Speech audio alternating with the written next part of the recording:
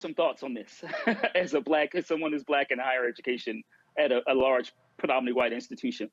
So let me start that first of all, that as a former congressional staffer whose boss was a ranking member on the education committee, the idea the education committee would ever look into something like this is unprecedented. And I know we don't like to use that word, but it would never happen if this was someone who wasn't a black woman. Let's be clear about it, at Harvard University. And I got to be honest with you, I didn't feel what I describe as righteous anger this evening, which is reflected in many of the black folks who work in higher education and that I've communicated with and also saw on social media.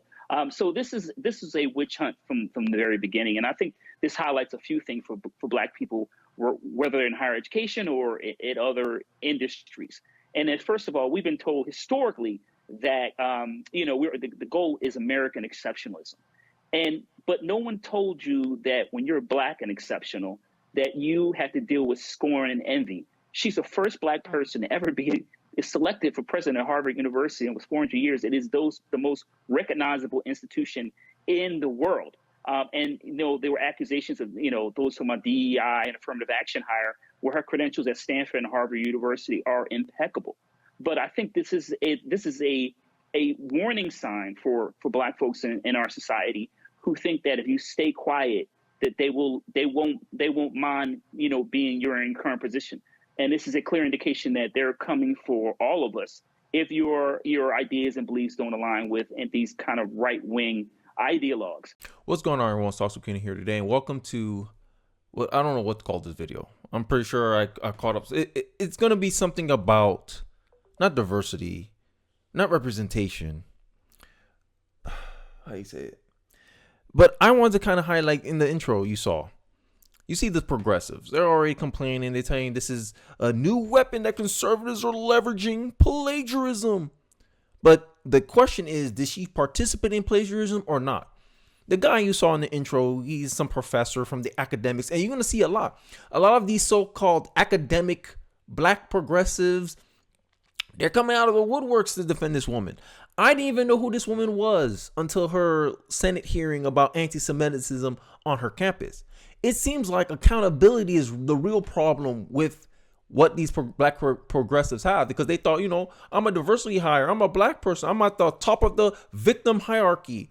That means I get special treatment. And when you're used to special treatment, equality feels like discrimination. This is what's going on in our culture, right? The guy in the intro, I'm not pissed off, but I disagree with him vehemently. She got held accountable. She got the special attention because she said she didn't want to condemn anti-Semitism the same way that if a white person didn't condemn racism against Black people, I expect them to meet the same outcome as this lady, right? They dragged their feet. It seemed like they forgot the Penn State lady, which is a white woman, by the way, was the first one to go because of her comments at the court hearing in anti-Semitism. The anti-Semitism hearing is what got Claudine Gay here, the attention that people started digging into her work, and they started noticing that she's plagiarizing people like Carl Swine, right? And you punish plagiarism. Here's the reading context, and this is the greatest feature of X so far, right? Because at the end of the day, you can't beat the wisdom of the crowd. You can finesse me, you can give me bad information. I could believe it if it's convincing enough, but eventually the truth comes out on the top. And this guy in the intro trying to make it seem like progressives always try to make it seem like the truth doesn't exist. Objective truth don't exist. It's only about relative truth, personal truth, subjective truth. They think that's the only thing that exists in this world, and nothing is undeniable. But I digress. Plagiarism is a breach of rules for Harvard University. A source here: Claudine Gay was ultimately forced to resign for a series of breaches of this policy. Plagiarism or applications of the rules around plagiarism therefore cannot be considered a weapon. Did you find this helpful? Yes, I did. Twitter. Yes, I did. X. I did find this very, very useful, because these people are trying to put a narrative about what the plagiarism. It just came out of nowhere. The plagiarism claims just came out of nowhere. And this idea that, because she still, Claudine Gay, she ain't come from no broke background, right? And this is the funny part I find about a lot of Black progressives, a lot of Black people in general, is that when a Black person grows up with wealthy, affluent, rich, They kind of, oh, you're not really black. Oh, you really don't stand on business. All you have to do is ask T.I. and his fight with his son. It went viral. T.I.'s fight with his son. Because T.I.'s son tried to seem like, oh, I'm hood. I grew up in the hood. Yeah, I'm rich, but I grew up in the hood to fit in the black culture.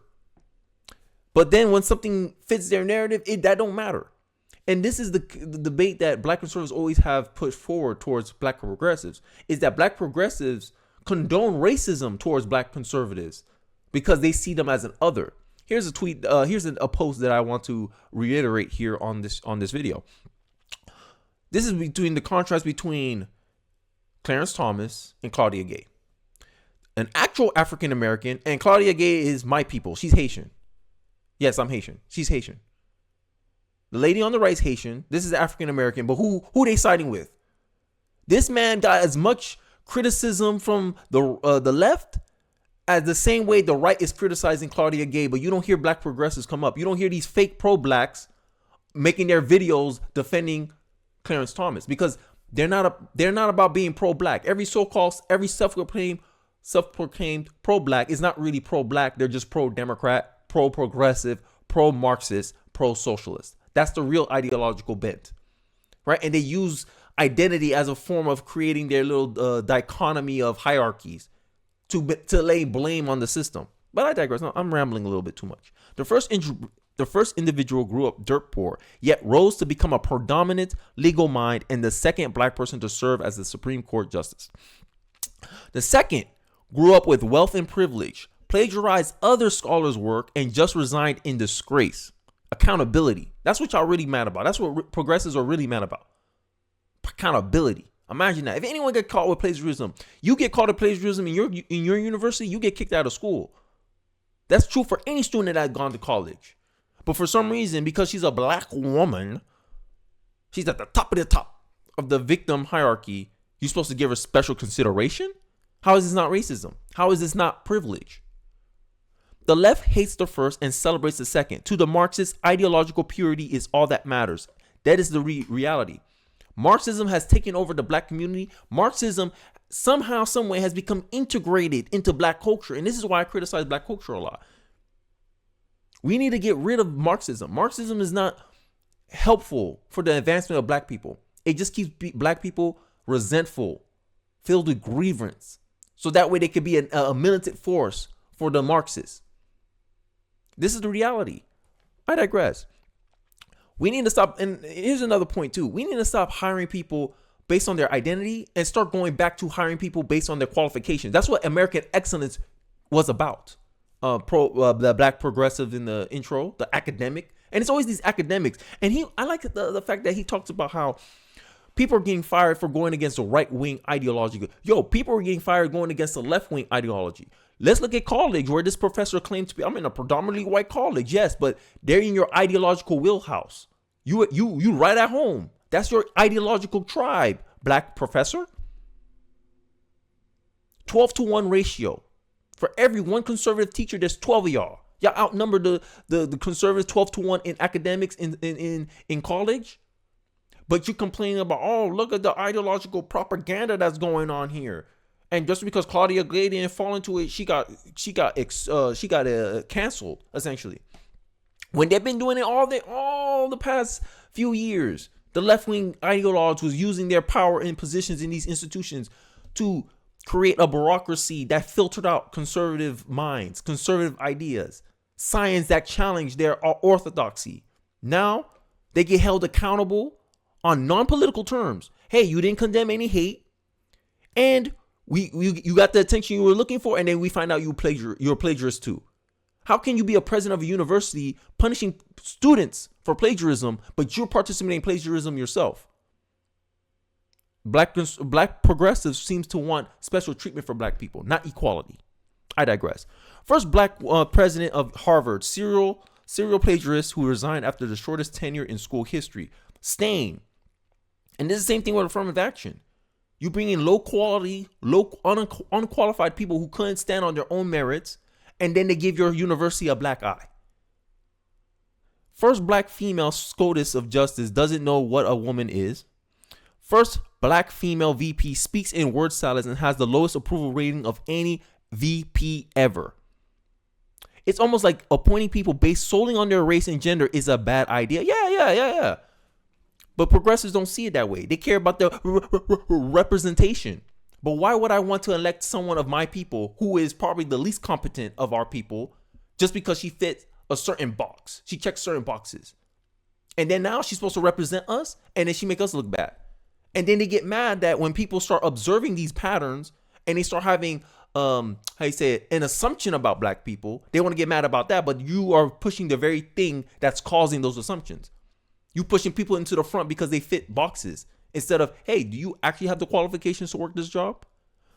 Now I'm gonna reference someone that Claudine Gay actually plagiarized from another black woman, a conservative black woman. Her study, she plagiarized it without giving her credit, right?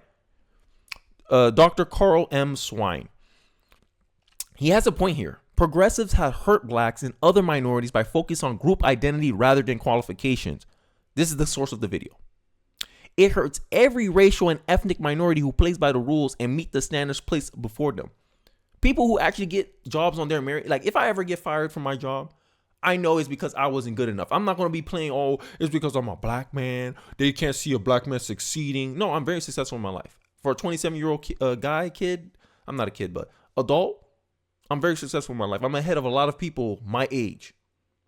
And it's not because of my skin color, it's because of my abilities and my talents and the work that I had put in to get to this point. And instead of focusing on behaviors, instead of focusing on things that you can have control over, because I can't control what happens to me, right?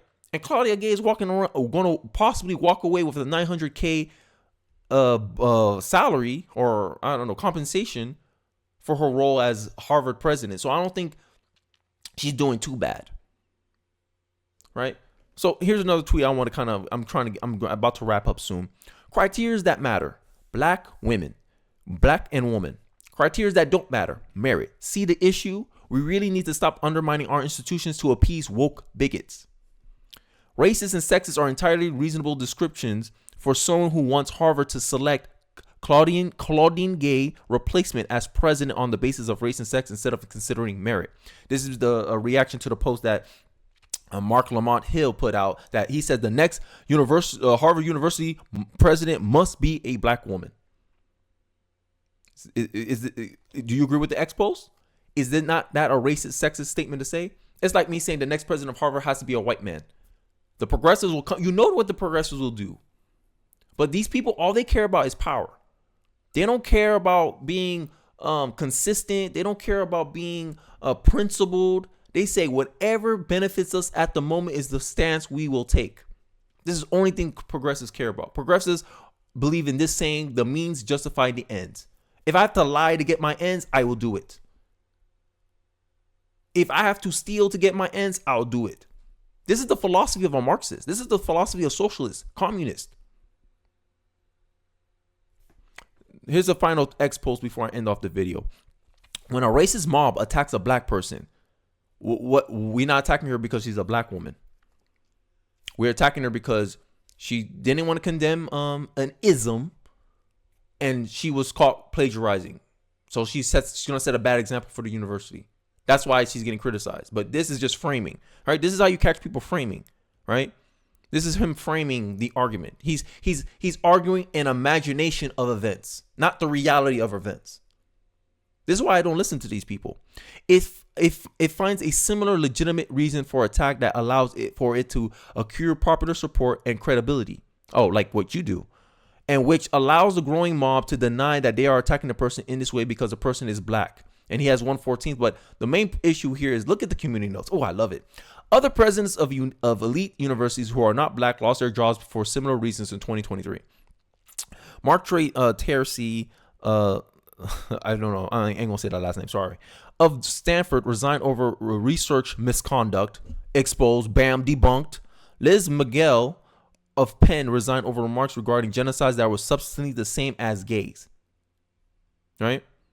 This is how anti-black racism attack has been justified. This seemingly legitimate reason in this case it's legitimate though. All he's doing is denying reality. And I'm not going to listen to this is who people listen to for the social sciences. A man that's scared to debate Larry Elder. If he had to debate Larry Elder, he would get more credibility. Ibram X. Kendi.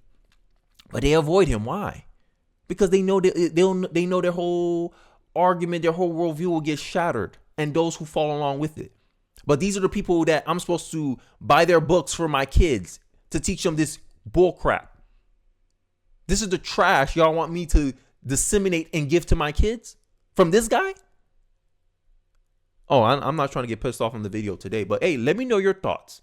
Do you think wokeism is dying? Do you think the reason why the left is so outraged over her resigning is that it shows that culturally they're losing capital? They're losing power in our culture. Let me know your thoughts in the comment section. Let me know your reaction in the comment section. Don't forget to like, comment, subscribe. I appreciate you guys for watching to the end of the video, and I'll catch you guys on the next one. Peace.